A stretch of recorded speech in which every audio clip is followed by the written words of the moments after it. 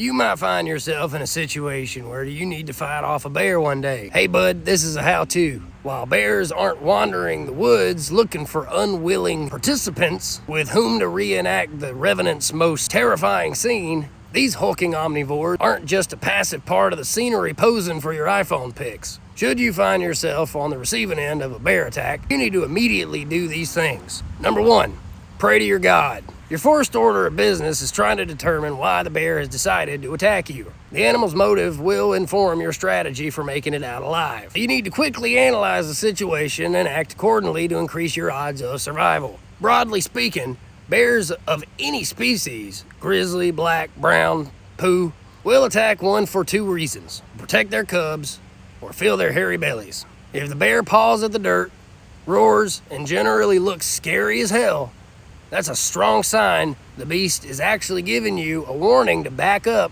and clear off its property. If the animal makes a beeline toward you with its ears flat back, be afraid. This means the bear means business and doesn't want to scare you, it wants to eat you. If you're sure the bear is mounting a defensive attack, your goal is to convince the beast you aren't a threat. Go ahead and curl up in a fetal position on the ground, covering your head, neck, and most of all, your torso, to protect it from vicious mauling. The miracles of modern medicine can provide you with a prosthetic leg or an arm, but can't yet give you a new head. If you're flipped over onto your back, roll back onto your stomach, but otherwise, you shouldn't offer any other resistance to the bear's attack.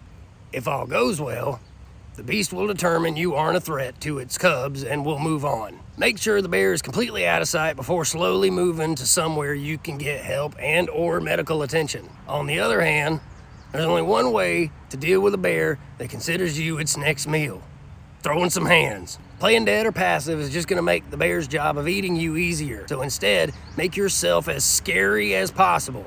Shout, scream, or do whatever you can to convince the bear that you aren't just a hairless ape with relatively high fat to muscle ratio. If you're lucky, the bear may decide you are more troublesome than tasty and break off the attack. But considering you've already encountered a bear that wants to eat you, Lady Luck may not be your best friend right now. So the hell-bent bear on eating you wasn't impressed with your intimidating war cry.